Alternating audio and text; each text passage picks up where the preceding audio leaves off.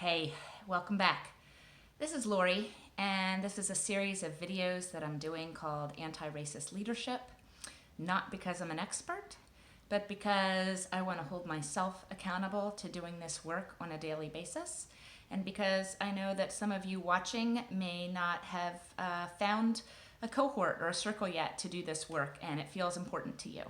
Or maybe you know me, and because of our past relationship, this feels like a easier place to show up before you go out into the world and learn how to do this anti-racist work with other leaders and other folks. So again, thank you for being here and for recognizing that part of this journey is me daily recognizing the mistakes that I make, and we're going to talk about that. I want to open with some words by Alice Walker. I love this book, Hard Times Require Furious Dancing. It's one of my favorites. And this one is called Loving Humans. Loving humans is tricky. Sometimes a slap in the face is all you get for doing it just right. Loving humans is a job like any other, only more bumps on the way to work, which is full on all the time. Loving humans makes us want to invite ourselves to tea with rancid dictators we think we can convince of our story's side, while all they think about while we sit and dream is how they can get away with poisoning our tea. And how if only they had enough tea already brewed, they could waterboard us with it, to death with it. Loving humans means writing poems and songs, novels and plays, slogans, chants, and protest signs. Our critics want to stone us for while we think of them as people under different circumstances, we might be able to help. There is indeed a Buddha in every one of us, loving humans with all our clear and unmistakable reluctance to evolve makes this hard for most humans to see, but not you. So let's continue to the work of loving humans together. And I want to acknowledge that for folks who are trying to figure out, like me, how to show up bolder in the world, how to acknowledge the things we do and the words we say, even with good intentions that cause harm in the world. If you are trying to figure out how to interrupt racism, microaggressions, fuckery at work, and you just don't have the words, we're going to have a really hard time having the right words and doing the right thing if we're not grounded in this practice. And part of the grounding that is so important is to anticipate, expect, and know that you are going to screw this up on a regular basis. I would say I've been screwing this up on a daily basis in the last couple of weeks as I've been incredibly vocal, especially in my professional circles. And while I like the adrenaline of speaking out, and while it feels good to be doing more and to be taking greater action and to be pushing the envelope and holding people's feet to the fire, I think I talked in earlier episodes about how easy it is to fall into one of my prevalent forms of fuckery, which is self-righteous anger.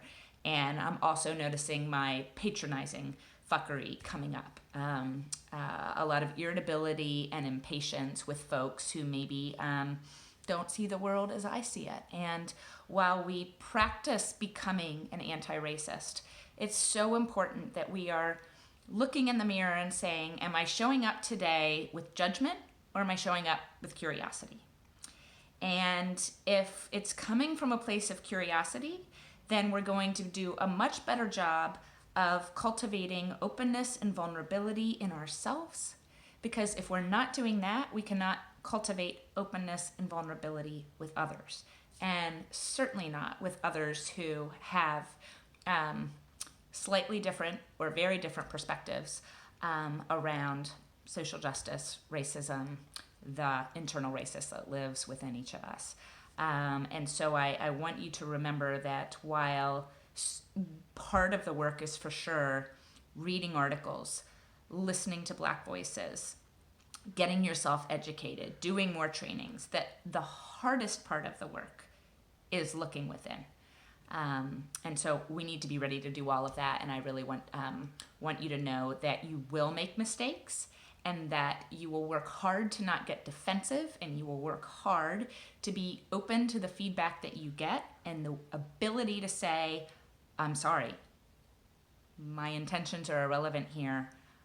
Now I know better, I'm gonna do better, okay? And that we can acknowledge the mistakes we've made, and we can say we're sorry, and we can also know that just because we say we're sorry doesn't mean that folks have any reason to believe us, and that continually they will know we are anti-racist by our actions and the way we continually show up, not by the words that we say. So one of the things that I said in a previous video, I think it was on anti-racist leadership, called centering.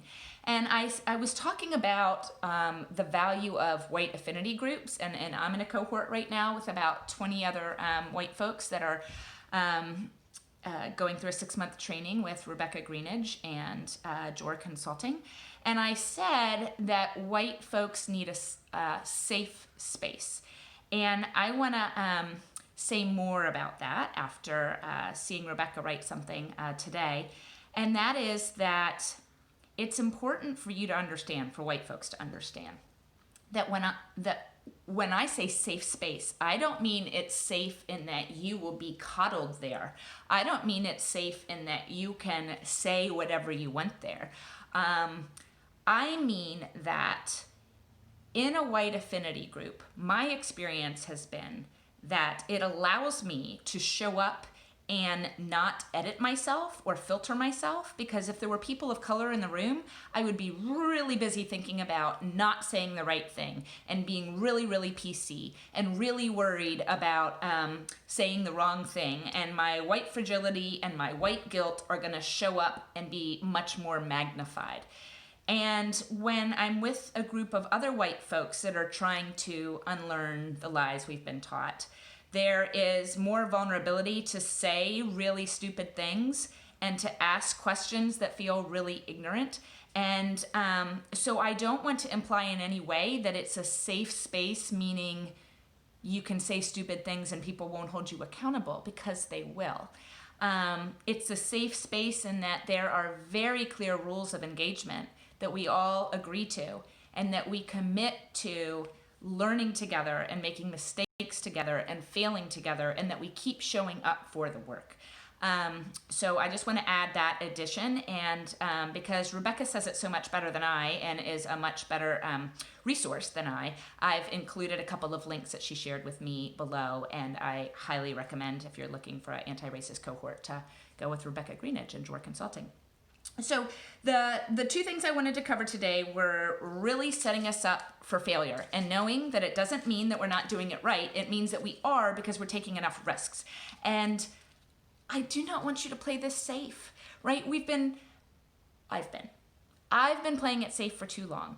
I've been playing it safe in some circles and being more outspoken in others, right? And I think wherever you are on, I've been kind of quiet, to I am a radical activist, right? Like wherever you are on that continuum, don't expect like ginormous movement in a week or a day or a month or a year, okay? This is such a long road. And I just want you to think about, what would it mean if for me to take more risk? Is my current risk like a 2? How's it gonna get to a 3? If I completely avoid the topic at all of racism in my family, what would it be like if I go home and leave a book I'm reading on the table? What would it mean for me to ask my mom or dad or uncle or cousin or whoever how they came to know the things they know? I'm not asking you to jump in over your head and ask them to show up at a protest rally with you, right? Like, for you to be effective, the work has to begin here. And it's only by really looking in the mirror hard at ourselves and educating ourselves with people that know more than we do, that we slowly begin to feel more confident. But you cannot wait until you feel confident to do the work, or you will wait too long. The other thing I want to add is I had a good reminder this week, as I've been really trying to stir up some good trouble on LinkedIn, really trying to follow Black leaders, not just talking about equity and inclusion work and anti-racism, but like Black leaders who are brilliant at what they do and wanting to have a feed that's way more inclusive than it has been in the past. That we need to make sure that, one, if we're reading a post by a Black leader or any person of color, that after we like it, per my friend Erin Donnelly's video, and she's another white woman who helps to hold me accountable, she reminds us that when we're commenting, that we need to be really make sure that we're not commenting to draw attention to ourselves, to how woke we are or how awesome we are, or in any way trying to draw the attention away from the Black author of that post and onto ourselves. So just ask you to be thoughtful about how you show up, and it doesn't mean we're not showing up, it just means we need to be really humble and thoughtful about the way that we show up and whose voices we're amplifying and who we are centering. The other thing is that in the same way, it is not okay that, let's say that we're at work, and let's say that we work in largely a white organization, and that maybe there are 3 or 4 people of color that are showing up at the all-staff meeting. And I'm the CEO, and I say, in light of everything that's going on, it's really important that we look at how racism shows up here at work. And, how about you, woman of color, can you tell us how it shows up here? Yeah, you can't do that, ever. Do not ever, under any context, put people of color in the spotlight and force them to share their lived experience. That's not okay. It's greatly disrespectful. And in the same way that we can't do that in person, we also can't do that online. So if you are wanting to say, one of my teachers has been Katie Augsburger, and you want to tag Katie so that other people can find her, if you're doing that to elevate someone's voice, green light. I think that's cool. What you can't do is if you're on a post and it's a bunch of white folks and they're like, oh boy, this is getting to be a really racist situation. I don't know what to say. I'm going to tag the 3 women of color that I follow so that they can come in and save this, okay? Also not okay. We cannot force people of color into discussions that they do not want to be in. And even if we have that good intention to want an expert to come in, we need to not use that tagging, adding option for that purpose. Does that make sense? If you have additional questions, don't hesitate to drop your questions below. Again, we're all here to learn together. And I thank you for showing up, and I thank you for giving a shit. And I look forward to seeing you again here soon. Take good care.